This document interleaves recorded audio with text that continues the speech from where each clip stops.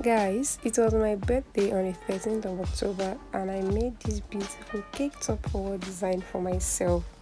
I used a rectangle and a square shaped pan, as the rectangle is 10 by 5 while the square is 7 by 7. I used the Swiss buttercream for the frosting. Guys, I totally love this frosting. You should try it out, you would love it. So here I am covering the rectangle shaped cake with the Swiss buttercream like I said earlier. So one thing you need to know with this kind of shapes, unlike round, is that they are kind of technical to cover. So if you cannot use the freehand like I'm doing here, you can easily get an acrylic disc. For this, since we are doing 10 by 5, you can get an acrylic disc of 11 inches by 6 inches or 12 by 6. So it will be so easy for you to use. You just place it on top of the cake and then follow the guide. So here I'm trying to smoothen the body, achieve sharp edge using the cake comb. So what you do is just scrape it off and then make sure you have some excess at the sides. It is that excess that you are going to drag to the other side and then you are going to have a sharp edge. So it's super easy like that.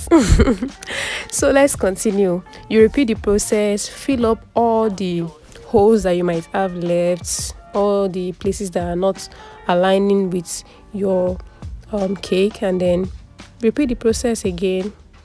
Soon enough you're going to get your sharp edge, like we are almost getting here. Just a little touch here and there, and then we achieve a sharp edge. So few touches here and there as again, all over again, and then the final scraping. Remember to always have excess at the edges, and then you are going to get your sharp edge like this. So now moving on to the square cake, 7 by 7 like I said earlier. We're going to repeat the same process, fill it up with our Swiss buttercream frosting. Also, you can use an acrylic disc for this as well. You can use, this is a 7 by 7, you can use 8 by 8 acrylic disc, place it on top of the cake and just follow the guide of the acrylic disc. But here I'm using the freehand as usual, frosting with my Swiss buttercream like I mentioned earlier, and we are going to achieve our sharp edge using our cake comb. So let's get started. It's almost done. I'm just putting some finishing touches to all the sides using the palette knife. Now we start with the comb. Remember, always have small excess at the edge so that you can drag the excess and then you will have your sharp edge. Remember to always fill the holes or anywhere that is not smooth. So we're going to repeat the process. Drag your buttercream, have small excess on the edges, fill the holes and then smooth once again. With that, you are definitely going to achieve your sharp edges. They will be popping as well. Look at my own. So just fill it up, smoothing it with the comb, have some excess, repeat the process until you are satisfied with what you get. Now the cakes have chilled in the chiller for a while and you can see how firm the edges are. So it's very easy to use an offset to trim off all the excesses.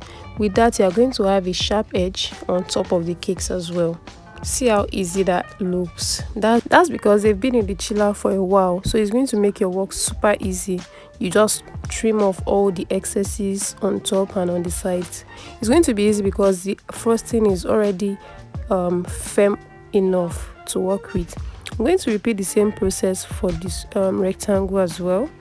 This has been out of the chiller for a while, so it's a bit soft, but you can still walk around with it as well. So just repeat the same process, take off all the excesses and you are going to get a sharp edge. Now I'm trying to place the second cake on the board, but before then we'll have to trim out the parts that will sit on the board. Remember, we are making cake top forward design, so watch how I trim the edge. It's not so central so that the cake can sit on the board. So I'm bringing it out of the smaller board to place on the bigger board.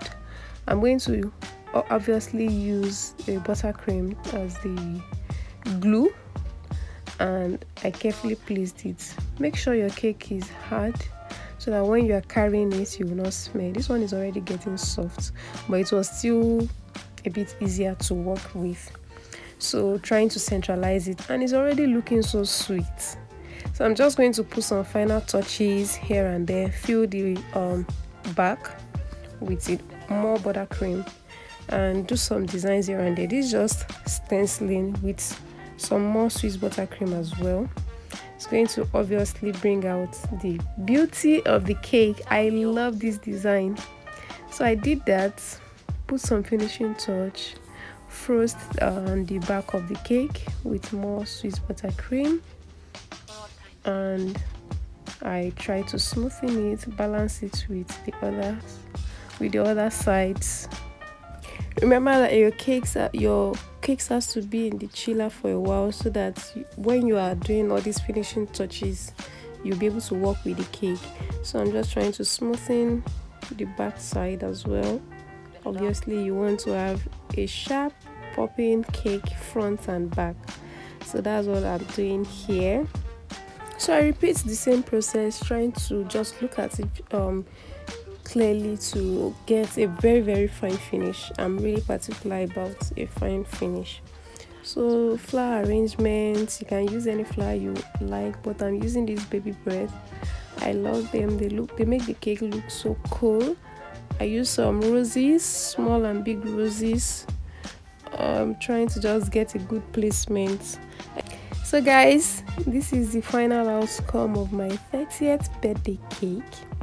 Guys, I really wish I didn't have to cut this cake, but there were a whole lot of people waiting for me to have their share. I hope you enjoyed watching this video. Kindly subscribe to my YouTube channel, click the like button, and don't forget to turn on post notification. Bye.